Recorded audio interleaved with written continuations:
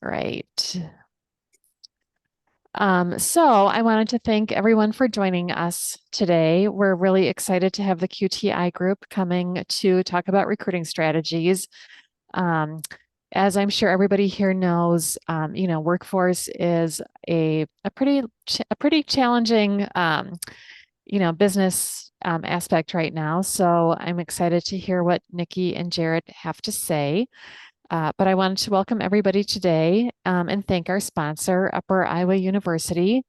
I feel like at this point we've all been on a million Zoom calls. So just a couple of reminders. Please leave yourselves on mute by making sure there's a red slash through your microphone.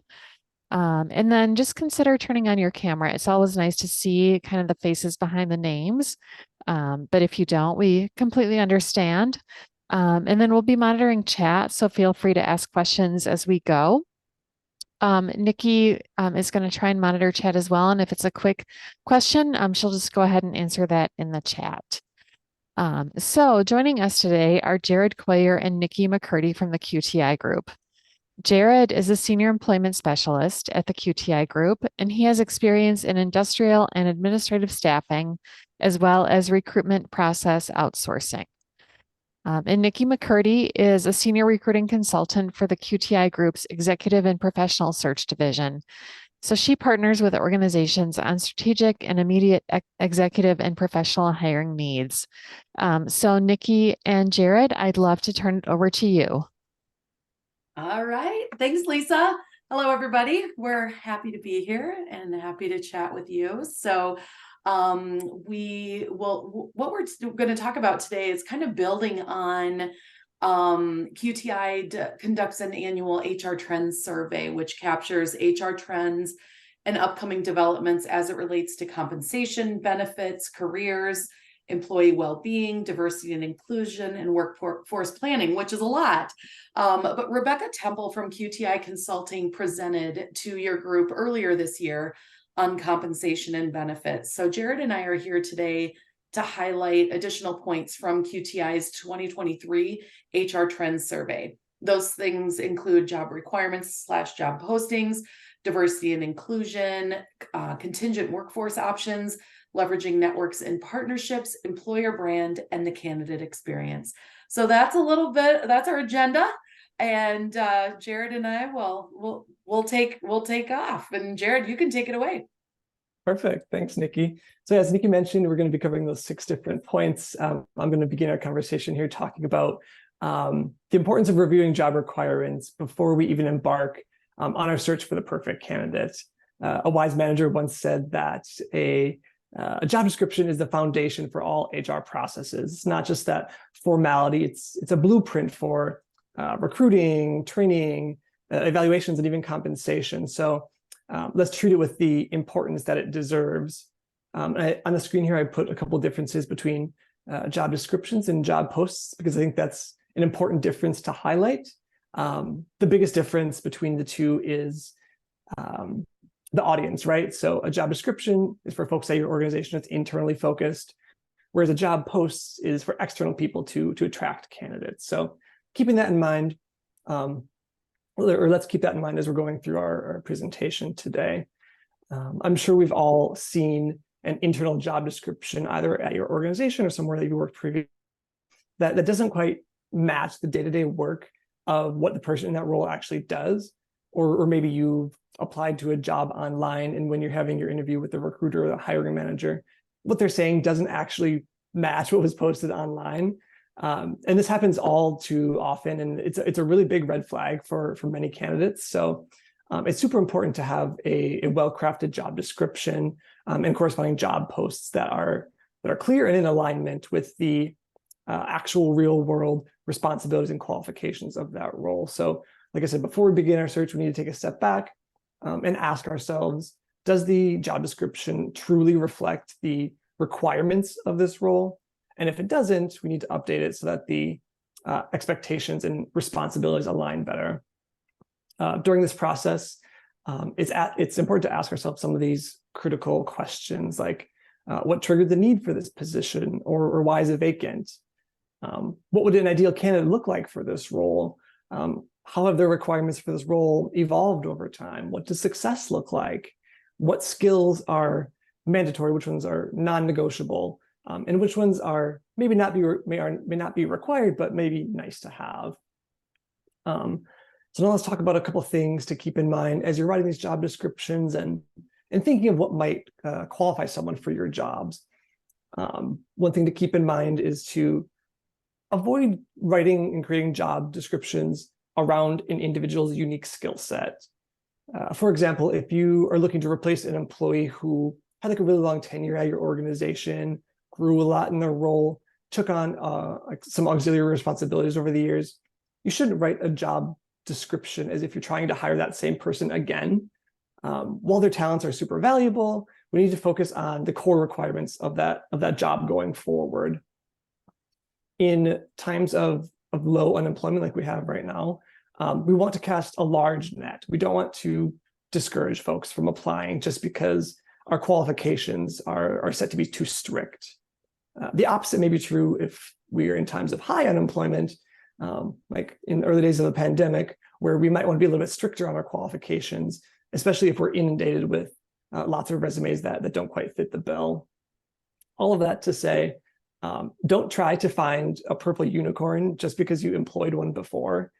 There are great people out there, so don't make your search criteria so strict that you're never going to be satisfied by anyone. And our whole conversation today is about expanding our recruitment strategies. And one big part of that is by expanding our talent pool. Like I mentioned just a few moments ago, when the labor market is tight and unemployment is low like it is right now, I think in Dane County it's about 2.8%. So we need to think outside of the box to do what we can, what's within our power to attract as many candidates as possible, since there are fewer folks looking for jobs. Sometimes the perfect candidates may not be an outward match on paper, but we need to consider folks with skills and backgrounds that could seamlessly transfer into that role. For example, if you're looking to hire a corporate trainer, you might overlook a resume of a high school teacher, but their skills would transfer over super nicely. Lesson planning, public speaking, skills assessing, things like that. Or perhaps you're hiring for a project manager. Why not consider a customer service rep or an account manager, seeing as they have experience doing like work with clients, dealing with timelines, answering tough questions, and probably have really great organizational skills. When we're looking to fill these hard to fill jobs, especially in a tight labor market like today, it's important to think outside the box and consider people with transferable skills who could transition nicely into a role with maybe just a little bit of training. And hiring for competency rather than an exact match can open the door to a wider set of candidates. Those specialized skills that you might be looking for can be developed on the job, but the right mindset and right attitude are really hard to train for. So being open to candidates who are open to learning on the job is a great option. And now to touch on job posts here. When we're reviewing the job requirements and writing these job descriptions and the corresponding job posts with them, it's a great time to revamp these and come up with a posting that can stand out against all of the others on these job boards. By creating a job overview that showcases your organization's unique advantages, we can capture the attention of potential candidates that might resonate with our mission. And finally, just a couple of do's and don'ts here as it relates to job posts. Use clear and recognizable job titles and straightforward language. Avoid gimmicky titles or industry jargon that could deter applicants. Don't make your job posts too long, otherwise you risk losing a candidate's attention. Use an upbeat and engaging tone to highlight your organization's energy and environment. And lastly, avoid using gender-biased language in your job posts. And I'll talk a little bit more about that here in just a little bit. But just to wrap up this first section about reviewing job requirements, it's a foundational step in your recruiting strategy. It sets the stage for attracting, assessing, and even retaining top talent. So by aligning our job descriptions with the day-to-day core responsibilities of these roles, and coming up with good job descriptions to post externally, we're not only enhancing our recruitment efforts, but we're also building that framework for a really successful HR ecosystem.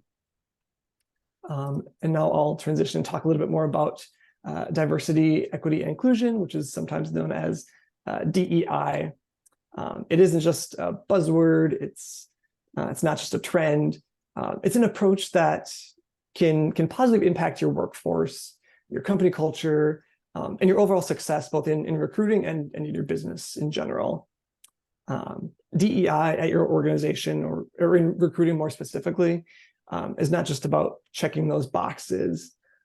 It's a promise to candidates and to employees that your organization is committed to embracing the advantages that a diverse workforce brings to your organization, and that your organization is fostering an inclusive environment in all aspects of its operations, not just in hiring. When we can prove to candidates that we are taking actionable steps to be a more welcoming place to work, we can attract a wider range of candidates, including those with diverse backgrounds and experiences, which not only enriches our talent pool, but can also cut down on the time it takes to fill a role. One easy way to start incorporating some of these DEI principles into your recruitment strategy is by shifting our mindset to be more inclusive rather than exclusive. When you're reviewing those resumes, try to transition your mindset from screening out to screening in.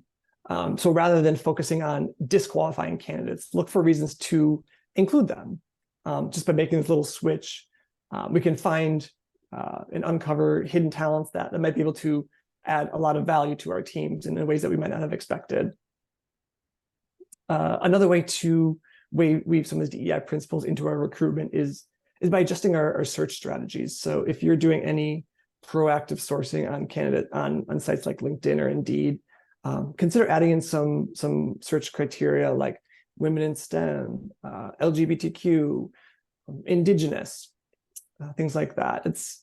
The goal here isn't to handpick candidates or to check that diversity quota, but it's about inviting a diverse group of people to apply, especially those who might not have been inclined to apply on their own for whatever reason. When we have more diverse candidates, we have more opportunities for our teams to meet with potential candidates who have the unique skill set and insights that we may not have realized could add great value to our team. And just a little bit ago, I talked about job posts and how it's best practice to avoid using gender-biased language in your job posts, because using them could make the position seem less appealing to a certain gender, thereby limiting our applicant pool for these jobs. As we know, language can inadvertently carry bias. So we can use online tools to ensure that our job descriptions and our job posts are unbiased. Words like competitive or nurturing can carry gender connotations. So instead, it's best to opt for more neutral words like exceptional, motivated, team focused, things like that. I'll drop a couple websites here in the chat that you can use to decode the words that you write to see if they include any gender biased language. And along these same lines, we all have biases, whether we're conscious of them or not. So it's essential to train ourselves to identify and counteract our biases throughout the screening process. When we can acknowledge and mitigate those biases, we open ourselves up to a broader range of talent. One tactic that I've used in the past, especially if I'm working with a hiring manager that might have some outward preference about who they want to hire or might have some biases that they might not be aware of, is by using blind resumes. So that's sending over the resume to the hiring manager and removing any sort of like identifying information about the candidate. So we're taking off names, we're taking off graduation years, anything that could be used to discriminate, we're taking that off so we can focus on the qualifications and eliminate as much bias as possible. And once we've gone through this whole process, we find a great candidate, they interviewed great, we get that accepted offer. We need to be sure that our DEI efforts don't stop there. If you're highlighting DEI efforts to your candidates, you need to be sure that you're embedding those same principles in your onboarding and in the day-to-day work as well, so that new hires feel welcomed and valued and included from day one. And just to wrap up the section here on DEI, like I mentioned earlier, it's not just a trend, it's something that's here to stay. So by making our workforce and our organizations more diverse, more equitable, and more inclusive, we can discover new talents. We can have our teams be more creative, and we can build a workplace where all of our employees can do better and be their best at work. And that, remember that DEI should go just beyond words. You should also be taking action as well. And I'll transition and talk about the value and potential of leveraging a contingent workforce as a way to enhance our recruitment strategy. Recent trends reveal that a contingent workforce is gaining momentum, with 75% of our HR Trend Survey participants reporting that they're incorporating contingent workers into their workforce in some way, shape, or form. And the shift highlights that there's a changing of the nature of work, and how organizations are embracing contingent workers as a dynamic and flexible tool in their tool belt. The rise of the gig economy is undeniable, with folks choosing flexible project-based contingent work more and more. Actually, 70% of contingent workers are freelancers by choice, not by circumstance. And the trend is just forecasted to continue gaining popularity. Contingent workers are a very diverse pool of people. It includes folks like freelancers, digital nomads, part-time workers, homemakers, and even retirees. In fact, 20% of contingent workers are over the age of 55. So even though most people think contingent work is only for younger generations, that just isn't the case. And by being open to contingent work opportunities at your organization, you open your door to a breadth of skilled and experienced talent that are seeking flexible work arrangements. And not only is contingent work being sought out by a lot of folks, but there's also a lot of great benefits to an employer as well. Hiring a contingent workforce offers solutions to lots of different things like staffing gaps, whether it's covering an absence or addressing a short-term need. Having contingent workers as a resource offers you the people you need without having to commit to long-term employment. Cost savings is also another major advantage of contingent workers. Administrative expenses that are usually tied to hiring employees are reduced. So things like Social Security, unemployment compensation, payroll taxes, and benefits all become non-issues because those are either taken care of by the agency or by the freelancer themselves. And obviously flexibility stands as one of the hallmarks of a contingent workforce, right? Engagements with contingent workers can be tailored to meet immediate needs, which enables employers to scale up and down just depending on project demands. And like I mentioned before, contingent workers aren't this monolith. They're really diverse and they have a wealth of experience and offer an opportunity to bridge any skills gaps that you may have in your organization. These folks are professionals who arrive to the job on day one with skills, and they're ready to jump in and start adding value to whatever project they're working on. Naturally, there are some challenges and considerations when thinking about inviting contingent workers into your workforce, things like making sure that they align with your corporate culture, or there might be concerns over sharing sensitive or proprietary information. But you can manage those as long as you're planful and thoughtful when you bring folks on. And briefly, I'll just rapid fire a couple more pros of a contingent workforce here. You can hire remote workers from different locations, so you can tap into different candidate pools or even create a market presence in a new territory.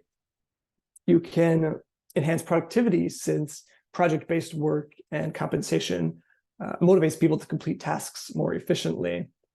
You can also save time since there's less HR involvement required due to the shorter tenures, and whatever involvement might be necessary is often the responsibility of the agency.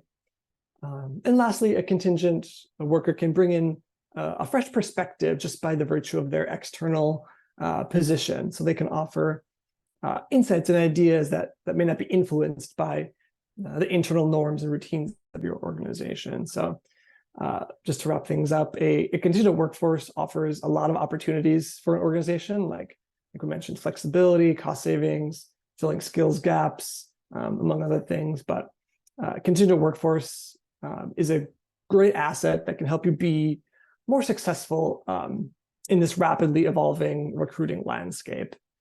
And with that, I'll pass it over to Nicki to talk about leveraging networks and partnerships. Okay, thanks, Jarod. So I'll speak briefly a little bit about, because I guess the theme is kind of recruiting strategies. One of the things that it can be really valuable is that true leveraging networks, partnerships. I'll say networking is a verb. It's an action. It's something that you can do. It helps create can help create a new candidate base while diversifying your recruitment efforts. Plus, we see that in business development too. And it requires totally requires energy investment. So I'll talk a little bit about campus partnerships and student recruitment, internship programs. A lot of times companies, small companies, large companies, they may not have an established internship program. They may not even need an established internship program. But it kind of goes in with that theme of a contingent workforce. To some extent, an intern can satisfy a short-term need, but give them long-term value in building their resume. And it also can be something that allows them to contribute to your company long-term. I always describe it as meaningful projects. It should be a meaningful project that gives early career talent interesting insight into your business or gives them hands-on experience with valuable tools. So for example, QTI hires interns for data collection and analysis to work with our compensation team. A natural thought is that an intern in that area would be an HR major, but we've hired interns who've been very successful with majors such as math, engineering, actuarial science, all who gained valuable experience interacting with internal and external clients, as well as getting applicable experience slicing and dicing data to tell a story. They may not have pursued careers in HR, but the work that they did was able to help us with the need that we had and also help them in building their career. One of the things, the Wisconsin universities and the technical college system, they all use Handshake, and it makes it easy for colleges and universities to post opportunities with current students and recent grads. So most of these universities are using it. I'm going to also just touch on real briefly high school co-op partnerships, just as another option to consider in just speaking with, different high school students, having kids that have just gone through, and some teachers, they've referenced kind of co-op programs that they've had some success with for students coming out who are exploring what they want to do with their career. Everything from engineering and welding to marketing and even some IT programmers. Even if they're just a handful of hours a week, it's valuable experience for them, and also it looks great for you as an organization too. And they can bring some new ideas and some work for you. So it's really one of those things. If you're willing to invest time and effort to train new talent, you can uncover future potential, many who are motivated to learn and contribute. So the other piece I want to talk about was professional groups and local networks, just like here with the Middleton Chamber and all the great events and activities they have, or an industry specific or position specific organization. For those of us in HR, for example, it's the Greater Madison Area Society for Human Resource Management, GMA SHRM. We network, we share war stories. It's been another way to uncover talent for each other and help each other out. And we talk about employee referral programs. Everybody can contribute to making hires. Referrals are a low lift, high impact way to do that. And as your company grows, so can the number of referrals, and it can become ingrained in your company culture. And while you're looking at that, you also, it flips back to the diversity a little bit too, because you want to kind of encourage some diverse thoughts and experiences coming in. So you ask your employees, ask your leaders, who do you know who might be interested? And as I said earlier, networking is a verb. And if you invest your energy strategically, all can benefit. It's not something you do necessarily just when you're looking to hire. So I'll talk next about employment brand and the employer brand. So developing a clear employer brand is just as important to attract talent as it is to attract customers. An important strategy in your recruiting process relies on your employer brand. And this even means engage with your marketing team or your marketing partners. How can you stand out to candidates? Because you want those candidates to choose you, especially in this low unemployment market. Candidates will do their research. And I ask the question, what do you want them to see? And there are some things that you can directly influence and some things that you can control. You can control some things you can't, or you can influence a lot of things. You can't control everything, but we'll talk about the things you can influence. One of those is the company reviews and the reputation. Just being aware of Glassdoor or other online review sources. A lot of companies will ask their employees, hey, share some great experiences. Let's get that out there. A lot of times I'll talk with candidates and they'll say, I just read some Glassdoor stuff and I'm just not sure. And we have to remind them that usually it's, if somebody's disgruntled, it's more often the unhappy people writing reviews than the happy people. So we want to try to have a balance of that. We also talk about employee stories that you can influence. Your own employee experiences can influence others, from sharing work stories through their personal and professional networks to how your interviewers represent your company when they're interviewing candidates. A positive interview experience will carry over to positive employee stories. And I'll talk a little bit later about the interview experience. And we can also influence the social media activities, including employee stories, company highlights, and periodic social media posts. So again, some companies that's handled within maybe somebody within their HR team, maybe they're incorporating that with some of the marketing that they're doing. So as far as the things you can control, I talk about the culture and corporate values. Living and breathing your culture and values, those are important, and they need to be more than just words on paper. Why would somebody want to work for you? Will they be proud to wear your logo on their shirt in public or when they're going to a networking event?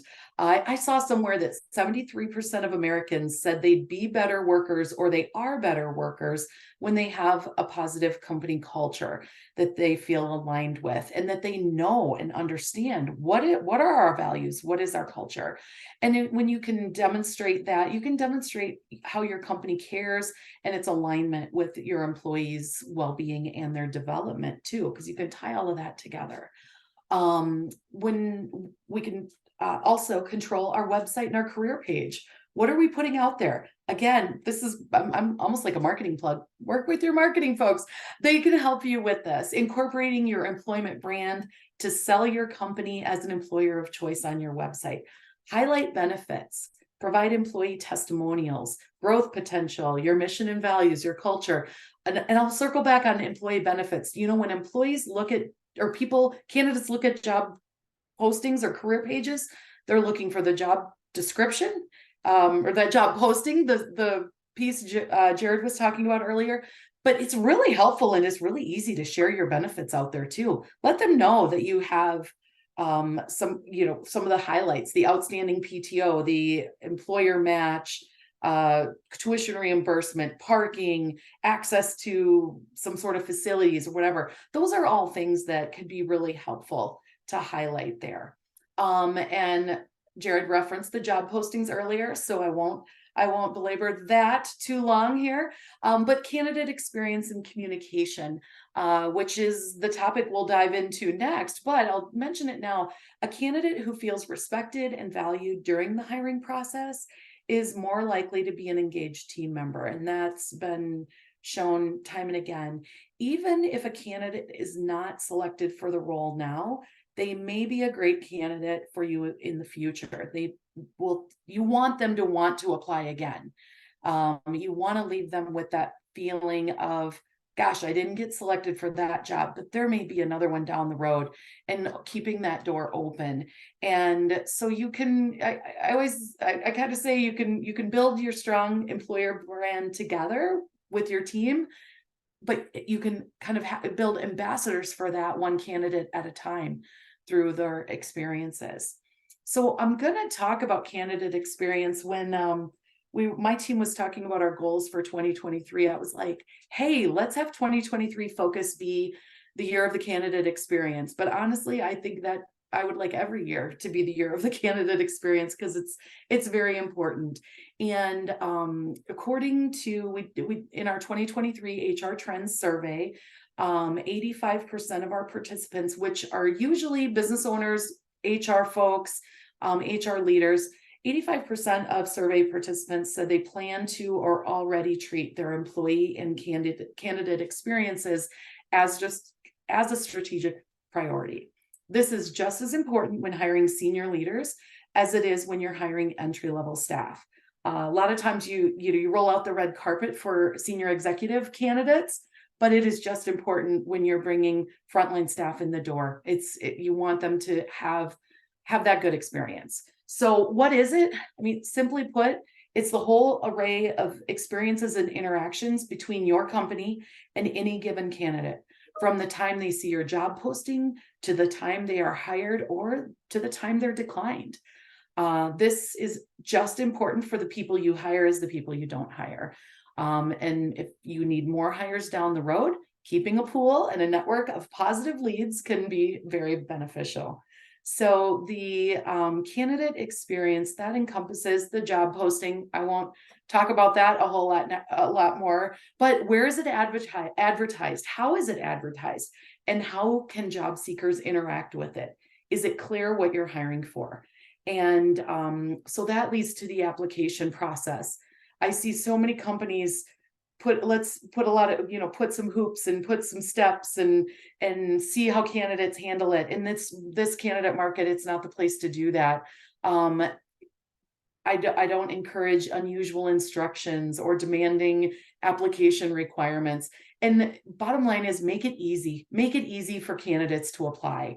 You can streamline the application process. It's really important that it's mobile friendly, so that they see a job posting, they're waiting in the doctor's office, they're scrolling their phone, they see a job posting. We don't want to hope they remember it by the time they get home. We want them to be able to submit their application right then and there and hope to have a conversation, if it's somebody we want to have a conversation with. And if you don't read cover letters, don't ask for them. I see postings almost in different places automatically saying, please include a cover letter. And I'll ask a hiring manager, have you ever read those? And a lot of times they're like, I might later before final interview and go see what they said. If you're going to read them, fantastic. If you're not, don't ask for them. And a good applicant tracking system and an application process can make all the difference in the world. It's not uncommon for candidates to abandon an online application process halfway through. If there are a lot of screening questions or steps built into it, they leave. And I've seen that many times. So I'll say it again, make it easy. Just make it easy for them. And the entire interview process, from pre-interviewing to screening to scheduling to the interviewer itself, keep that as a smooth and seamless interview experience as possible. So setting realistic expectations for the job and the work environment. Is it a high turnover role? Offer a job shadow or a job preview so the candidate understands the job they're interviewing for. You don't want them to be surprised when they start. We've seen that many times. Candidate starts 3 days later, they're like, I'm out. This isn't what I thought it would be. So sometimes for those high turnover roles, if you can give some sort of preview, I think that's really beneficial. And the other thing I see kind of mistake I see with interviews is companies will often involve a lot of interviewers instead of the most important players. So do you need every candidate to meet with every department leader? No, you really don't. And trust and empower a subset of your leaders to make hiring decisions, and train them on how to be an efficient and effective interviewer. And there are all kinds of, you can Google effective interviewing practices out there. I'm not even going to try that today, but there are tons of things out there that you can look at. And the other thing is, don't drag it on. Don't drag that. Do you need a 5-step interview process? I don't really know any organization that needs that. Really think about how can you be effective in your interviewing and make the best use of time for your team and for the candidates. And coming with that is being flexible with scheduling. So one of the positive things that came out of the pandemic was greater adaptation of video interviews. The number of clients that we've worked with who are like, oh, we would never do a video interview. They need to be here, all that stuff. If you're still looking at a multi-visit interview process, rather than having a candidate make multiple trips to your office, conduct the first interview by Zoom with the hiring manager and maybe 1 or 2 other key players. If that goes well, bring them on site to meet with others and do a tour and all of those things. That's just, a recommendation around that. Also, a big thing is avoid last minute changes and cancellations. Respect the value of everybody's time, including your interviewers and the candidates.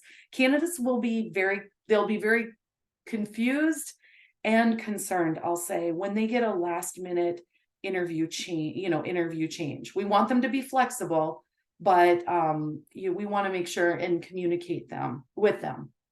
And speaking of with communication, it's sharing the timeline. Here's when we expect to make a decision. Candidates want to know this. And sometimes they're afraid to ask. They're like, oh, I didn't want to ask. It made me uncomfortable to say, what's next? When can I hear? Because they don't want to sound too needy and greedy and whatever. But no, they want to know this. Let them know. Give them some idea. And if you give them an idea, we're interviewing today, we'll let you know something by Friday. If something by Friday is not a decision yet, let them know that. They follow through on that commitment for the communication. It's really just treating candidates with respect at all stages of the interview. And I'll talk a little bit about communication and just responsiveness and timeliness. It matters. Candidates put a lot of energy into their job search, so timely updates are appreciated. And you, as a hiring manager or an interviewer, everybody puts a lot of energy into it. So we want people to put their energy where it's most beneficial. And for a candidate, even if it's a no, let them know right away. Let them know so they can put their energy into other job pursuits. And promptly acknowledge applications. If you have no intention of interviewing somebody, this happens. I look at resumes and I'm like, gosh, they aren't even close to what we're looking for in this job. I try to let them know within 3 days that, hey, thanks, but we're moving ahead with others. I think that's important instead of waiting until the job is filled. Because think about it. I hate to say it. Some jobs, I've talked to my HR friends and they're like, that job took us 6 months to fill.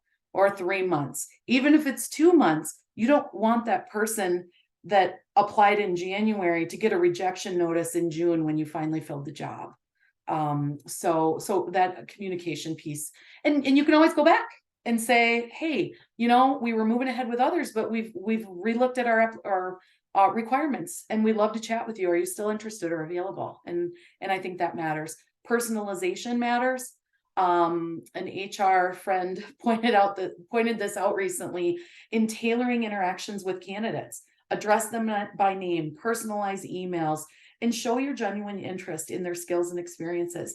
If they took the time to interview with you and they aren't moving forward, take the time, take the 3 to 5 minutes it takes to give them a call and let them know that they didn't make the cut this time, but you're moving forward with others, and give them you want everybody to, you want them to feel good coming out of it. Sure, they'll be disappointed, but you want to keep that door open for the future.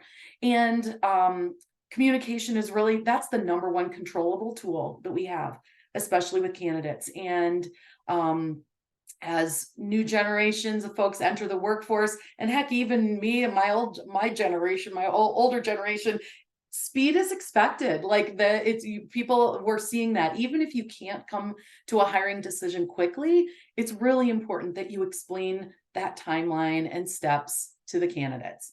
And my number one, which is my last to say, never ever ghost a candidate. We don't like it when candidates ghost us, but we don't want ghosting candidates. That can follow reputationally. So that I think that's super important. And that comes back to that communication and follow-up. So in summary, candidate experience and the quality hiring outcomes are really, I mean, they're linked. It's very, I think it's linked in so many ways. And not only it's not only the right thing to do, but it's the right business decision to make. Candidate experience ties into branding. It ties into engagement. It ties into so many great HR things, and people talk about it. So if it's bad, people will also talk about it. We don't want them talking about that. So I think great candidates have a lot of choices, and we want them to choose you. Give them every reason to choose you, just like they're trying to give you every reason to choose them. So I think I just want to say thank you very much for having us here to chat about these things. I think you can, when you think of your recruiters or HR professionals, think of them as your business partner. And maybe you're a smaller business where you don't have dedicated recruiters or HR professionals, but always anybody who's working with you on hiring, think of them as your business partner. Let them listen, let them inquire, ask questions, and really at the end of the day, it's finding the best talent to help your company grow in the future. So I'll turn it back over to Lisa for some announcements. Well, and any questions, if there are any questions for Jarod or I, we're happy to address too. I didn't see any pop up, I don't think. Nicki, it's Lisa. I actually have a question for you. Sure. So I've been hearing a lot of people say that, and you said it too, to hire for competency. If you're a candidate or an interviewer, I guess is it from an interviewer perspective, what do you think are the most important skills that somebody could bring to an interview to show that they might not have all the qualifications, but that they would be a good investment for that employer to consider? Sure. And Jarod, if you want to pipe in too, I think that we see that a lot and we advise that a lot too.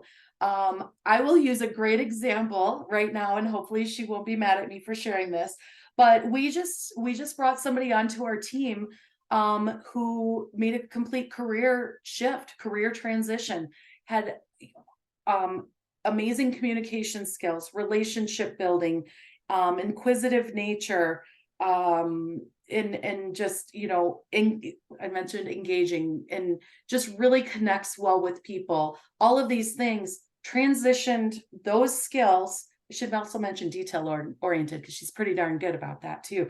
But taking those transferable skills from working in high school education for 16 years, and she's an amazing recruiter on our team right now, has never jumped on LinkedIn to do recruiting, but is learning that now. And so we're able to kind of bring those transferable skills. So it's really looking at what is the job that you're hiring for, or for the candidate, what am I going after? And how can I highlight the things that might be in a completely left field career from this right field I'm trying to go to, or vice versa. And learning about the job and trying to find relatable experiences to pop into that. And sometimes I tell candidates, I'm like, look at the list of responsibilities. You may not have done these things, but think about the things you have done that might relate, and try to draw those parallels. Sure. No, that's great. Thank you. And Steve just dropped into the chat. a question.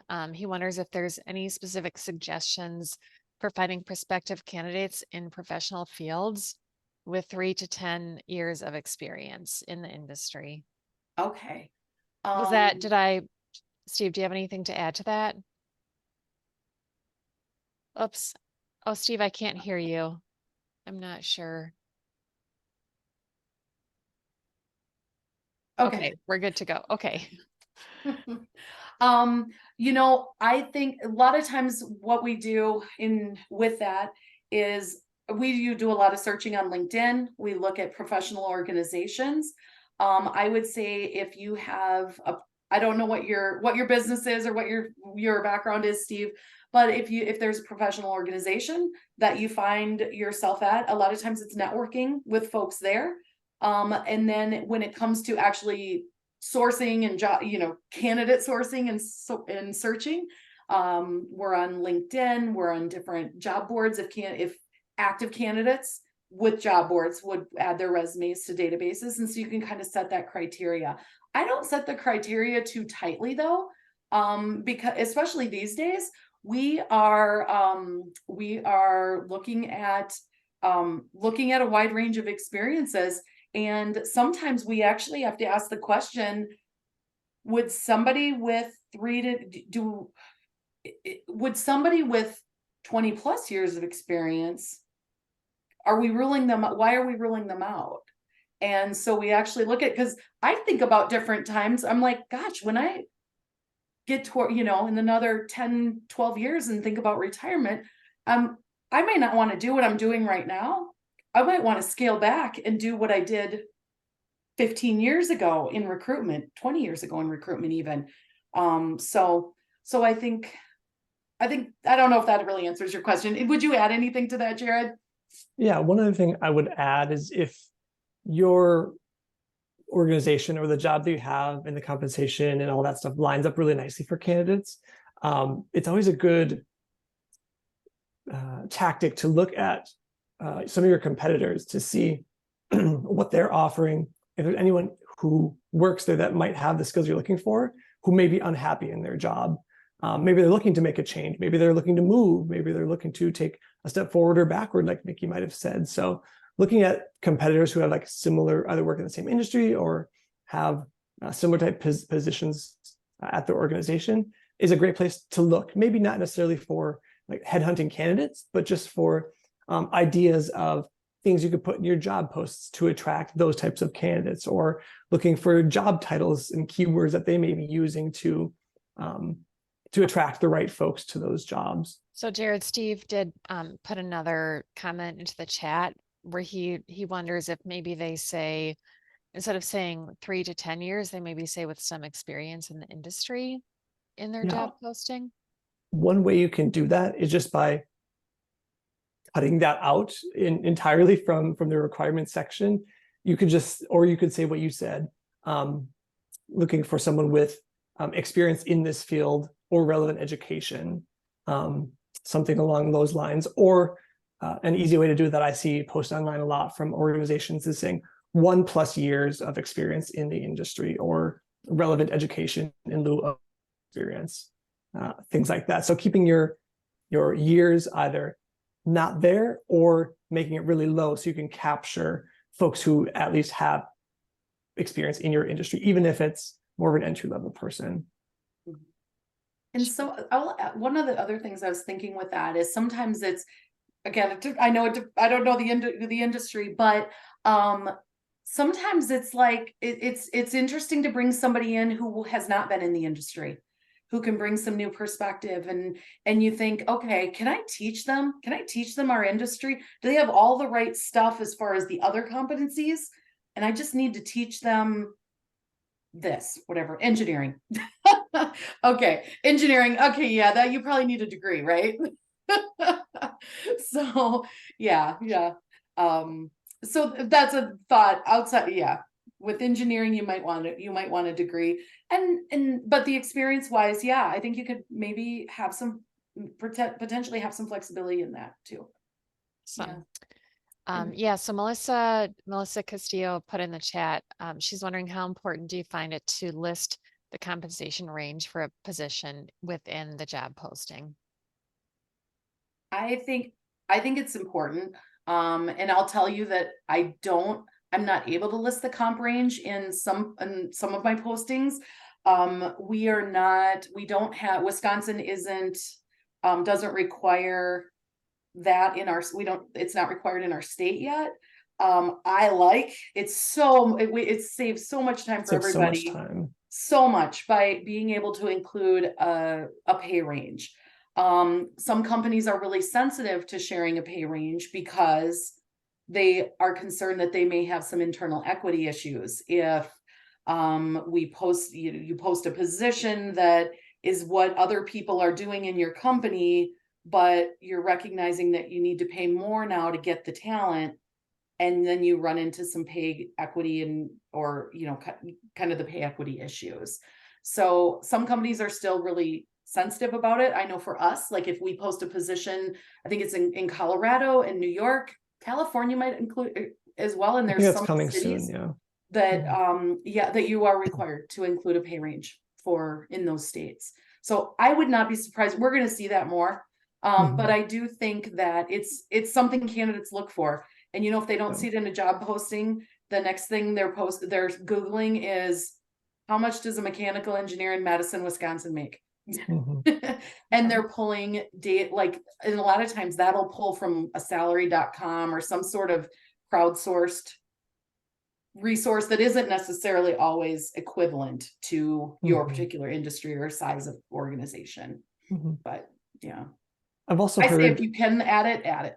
Yeah, I agree. And there are definitely words and trends going around right now, people saying, especially millennials and Gen Z folks, saying that if a job doesn't have the salary listed, they're not even going to apply.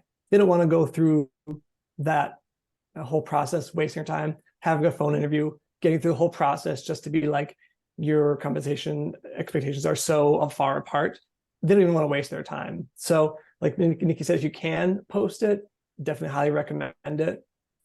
One caveat is, if you're going to post a range, make sure it's reasonable. $65,000 to $85,000 per year, great. Don't put a range that's so large between $50,000 and $120,000. There's so much room for interpretation there, and people are going to be everywhere looking for different types of information, like Nicki said, searching on Glassdoor, searching on salary.com, trying to find out what someone in this role should actually be making. So if you can be specific, be specific. And when people ask for,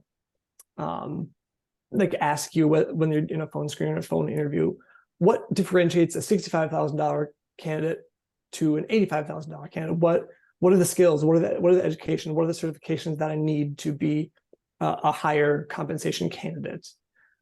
So have those things prepared, because people ask about compensation in our phone interviews. That's, once we finish all of our general questions, that's like the first thing people ask: compensation and when am I going to hear back? Those are like the top two questions we get as recruiters. Yeah, and a lot of times I'll address it right away in my phone interview. Sometimes I'll say, "Hey, I want to hit a couple logistical and factual things. I'm going to share with you and you're advised to not ask, what are you making now? The advice now is, hey, here's our range for this position. As Jarod said, 65. I'm going to tell you it's 65 to 85. I'm telling you that not to get hung up on the high end or the low end, because it's probably going to be somewhere in between based on experience and qualifications and all of that. That's kind of how a lot of times in that initial conversation, we're going to address it then. We don't want to waste anybody's time. I say, well, let's not go to the altar and have a bride and a groom disappointed. Yes. Let's take care of that now. Okay. Yeah. Great questions. In the interest of time, does anyone have another question that they want to make sure that they're able to ask today? Somebody just said, what is the reason to not ask for previous compensation? Sure. Equity. That goes, it's pay equity. With the whole, historically, I'll use the example, women being paid less than men. And if in companies will, what were you making before? If you were making 65 and we're going to offer you 70, you should be really happy. But our pay range on this job was actually 75 to 85. And so it's kind of that what's historically kept people at a lower range. So the thought is, if you have a job that you have market priced, and you know your range and what makes sense market wise and also internal equity wise, that you plan to bring the person in within that range. Awesome. Any other questions? Feel free to unmute yourself too. I have a final question. Do you think Sure. that cover letters are antiquated? I know you mentioned some people Yes. don't read them, but you think, okay. I will say, so I've seen cover. Yeah, I agree with Jarod.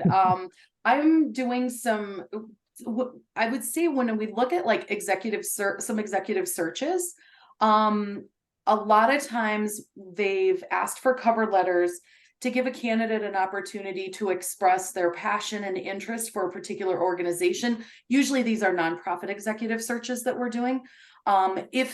We leave that as an option for them to include. But I will say I've worked in a number of applicant tracking systems, and sometimes the cover letter gets buried under another tab. Yeah. And they don't see it. That when they're reviewing resumes, they're looking at the resumes. Okay. To start. Awesome. Yeah. And hopefully the recruiter likes what they see on the resume enough, or the hiring manager, Yeah. to click around to see if they can see the attached cover letter. Yeah. It all depends on the applicant tracking system or the method that Mhm. they have to collect applicants. Yeah.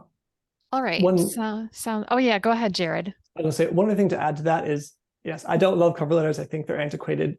But if someone does include a cover letter, especially if they're coming from outside your industry, that's a great place for them to like explain some of those transferable skills that we were talking about, explain why they're interested in your organization or the job specifically. So if they can highlight that to you, and if they can make it past the applicant tracking system, and have a conversation with someone, it might be a great opportunity for them to explain to you that, oh, I wrote a cover letter. Please include that when you're talking to the hiring manager, because I know my resume may not be 100% match, but here's how I could add value to your organization. Awesome. Well, we are right about 2 now. So I appreciate everybody for coming, and your attention and your great questions. As a reminder, I will send the recording out as well as the slide deck. If anyone has any questions that come up in the meantime, feel free to send those over to me, lisa@middletonchamber.com. And I can send those over to Nicki or Jarod.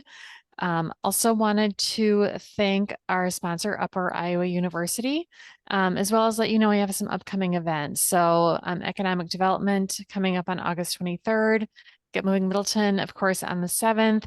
And then if you have not yet registered a team for Sportoberfest, what are you waiting for? I was going to try and come up with a cute chicken pun, but I'm not that fast thinking today.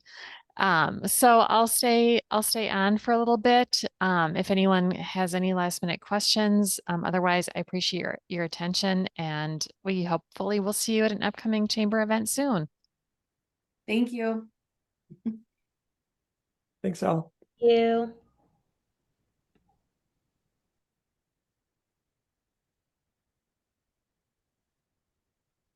Okay. It's like people are hopping off, so I'll go ahead and end the Zoom, and we will touch base with you guys soon. Thank you so much. All right. Oh, Thank great. you. Bye. Thanks, Lisa. Bye.